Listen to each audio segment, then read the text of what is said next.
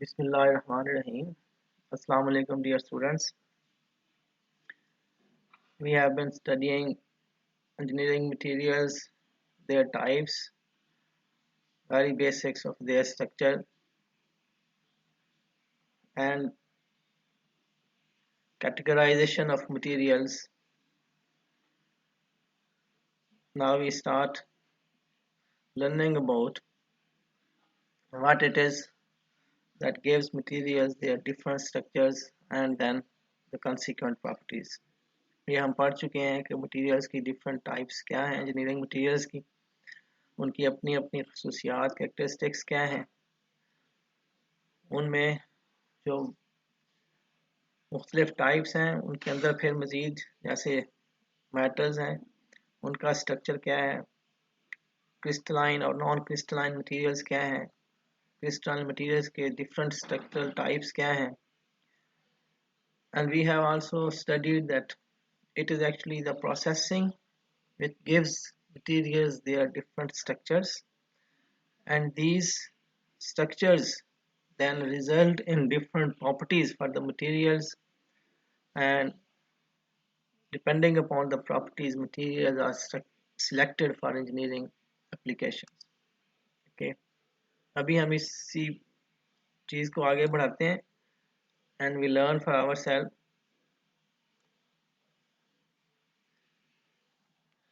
for example ये आपके पास एक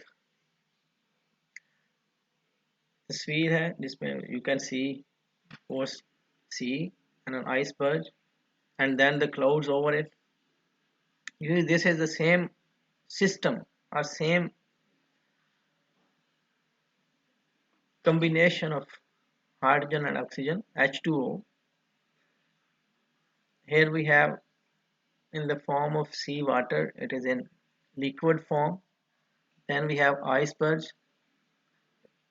in solid form and then clouds and vapors above this iceberg then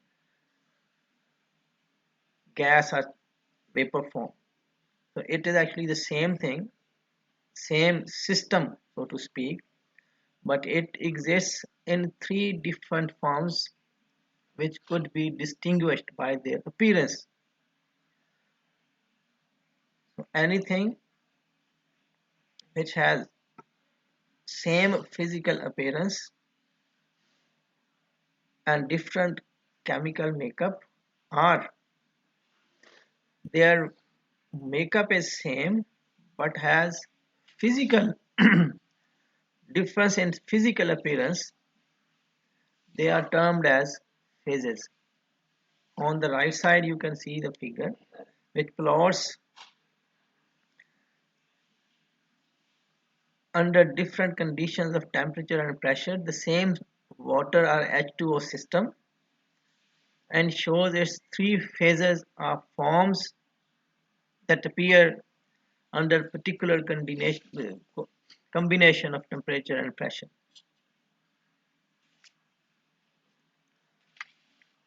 You have solid ice as you lower the pressure and very low temperatures you have solid ice as we increase temperature at 0 degrees but then at particular pressure we start getting liquid water and you know even at higher temperatures if your pressure is low you get water a phase but as you increase pressure at a particular temperature you start getting another phase or other form of water that is in the form of liquid and then of course solid so these are three different phases of one same particular system in this case is it H2O and from here you can recognize and appreciate that how the properties of these three different phases vary liquid solid and vapor or gas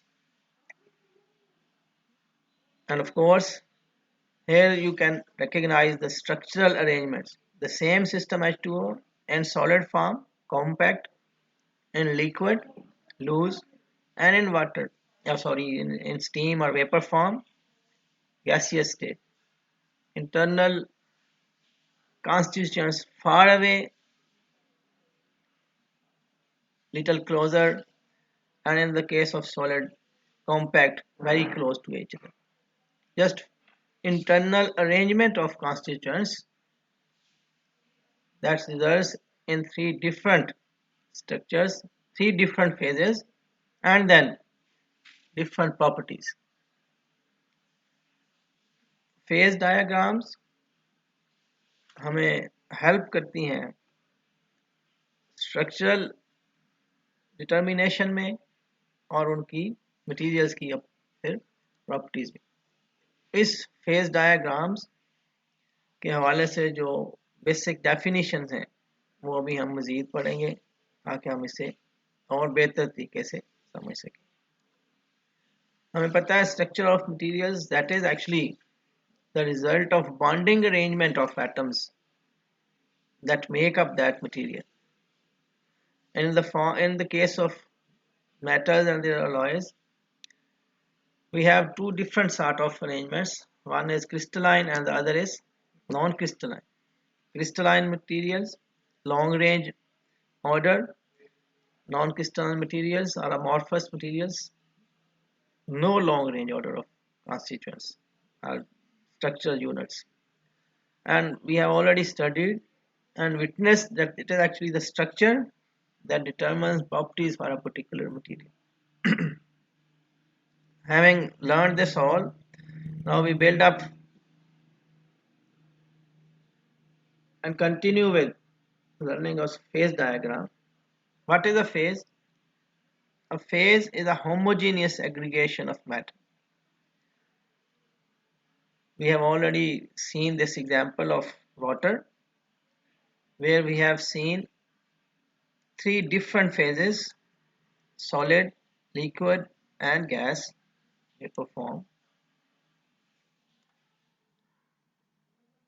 The presence of these requires different conditions of temperature and pressure to exist. If we go back to this figure, we can again see that it is actually the pressure and the combination of temperature that gives us three different phases for same H2O or water system.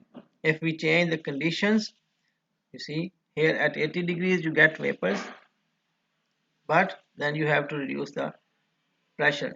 Until a particular pressure, you get water vapors even at higher temperatures like 80 and 90.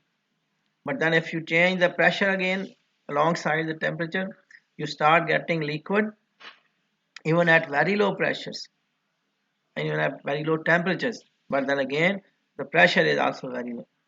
So the presence of these different phases requires different conditions of temperature and pressure. Okay, so external conditions को तब्दील करके आप एक ही material के लिए different phases हासिल कर सकते हैं।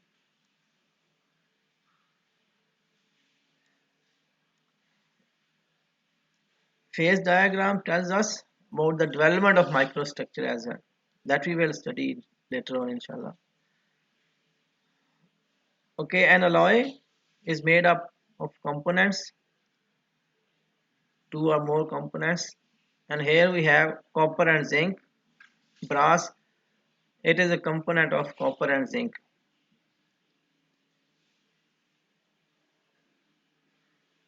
Solute and solvent, they are also used in reference to phase diagrams.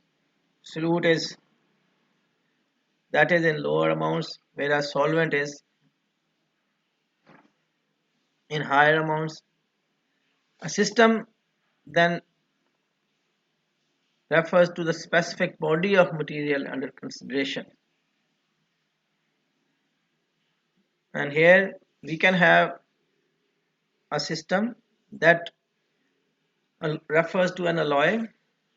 We have the same components of the alloys but in different compositions. For example, here in this figure we have H2O system all the times, in solid form, in liquid form, and in vapor form. It consists of H2O. So we can refer to it as H2O or water system. If we keep on learning more definitions in respect of phase diagrams, a solid solution consists of atoms of at least two different types, wherein solute atoms go into the substitutional or interstitial position when dissolved in solvent, and the condition is that the crystalline structure of solvent is maintained. So solute atoms go into the either of substitutional or interstitial positions, but overall they do not disturb the structure of solvent. Structure of solvent is maintained. In this case, we call this a solid solution. And the maximum of the solute that you can dissolve in solvent without disturbing its crystalline structure at a particular condition of temperature is called solubility limit. When you go beyond this solubility limit, if you add further solute into the solvent, you will result into another form or another phase or another solid solution or compound, and that will have different composition. For example, here we have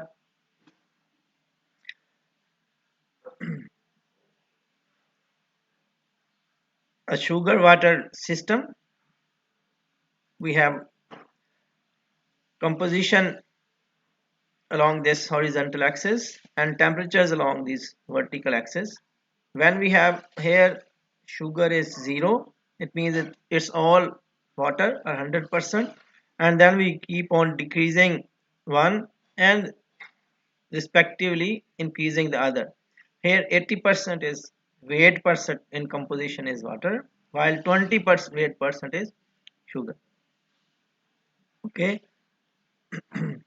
As we go on and reach to the condition of value of 60 and 40 weight percent of sugar and water respectively, and as we go on beyond this, we see that no more sugar is dissolved in water and it starts appearing as solid.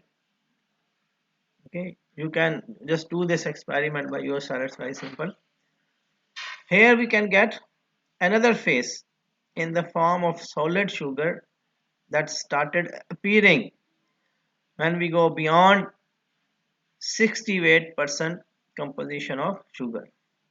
But then if you change the external condition of temperature, you start your solubility limit to increase. This line, the divider, shows you the solubility limit.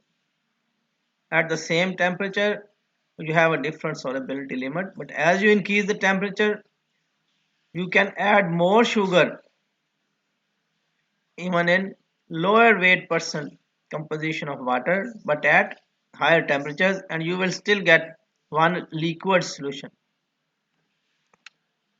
Okay, so that's what we already discussed or studied earlier, that depending upon the external conditions of temperature or working conditions or experimental conditions or processing conditions, you can change the proportions of respective constituents without appearing of another phase, or your solution remains solid solution in one form. So here is liquid solution, here is liquid plus sugar. So here we have two phases. One is liquid solution which contains sugar dissolved completely and then appearing of sugar. You see, it's just the same components, water and sugar, but here as solid sugar appears, the physical form is different, so we call this another phase. Here we have two phase system, here we have single phase system, and this mixing of water and sugar could be changed if we change the external temperature. Going on further for some more definitions. What is a phase? Phase is a homogeneous portion of a system with uniform physical and chemical characteristics. So every pure material is a phase. So if you change any one of these two, you change the physical appearance, just like we have in the case of water sugar example, or we have a different chemical makeup, we have a different phase. Single phase system is called homogeneous, and a system that is composed of more than two phases, two or more than two phases, is called mixture or heterogeneous system. Physical properties, especially mechanical behavior of material, depends upon microstructure. That we have studied again and over again, that properties are result of microstructure, and microstructure is result of processing. Processing, you just vary the conditions and you get different microstructure, so different properties. All these together characterize microstructure in metal alloys, and of course this microstructure's development depends on alloying elements, their amounts, and applied heat treatments. We can also distinguish phases from their physical appearance. Okay, some more definitions. Free energy, it's function of internal energy, and it depends upon randomness or disorder of atoms or molecules. The more the disorder in the system, the higher its energy.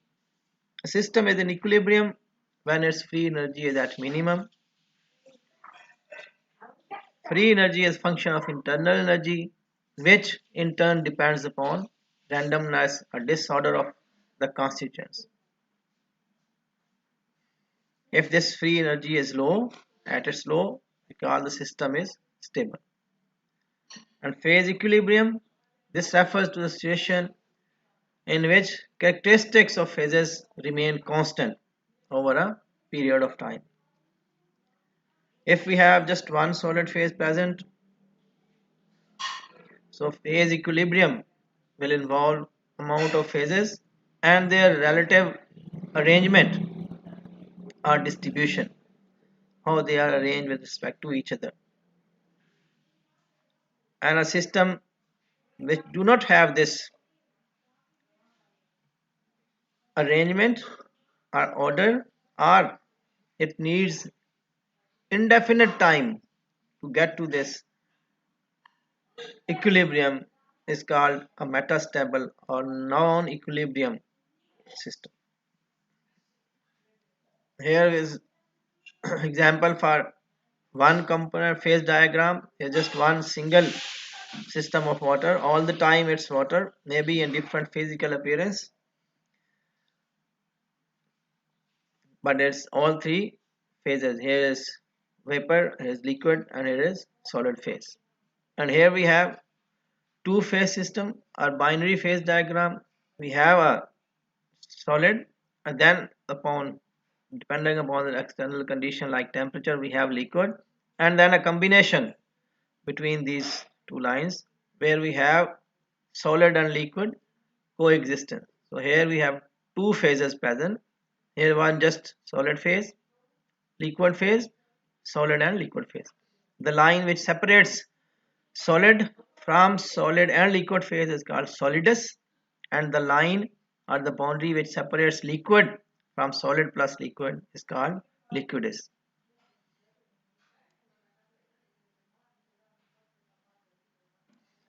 Okay, how do we interpret these phase diagrams? For example, here we have a system of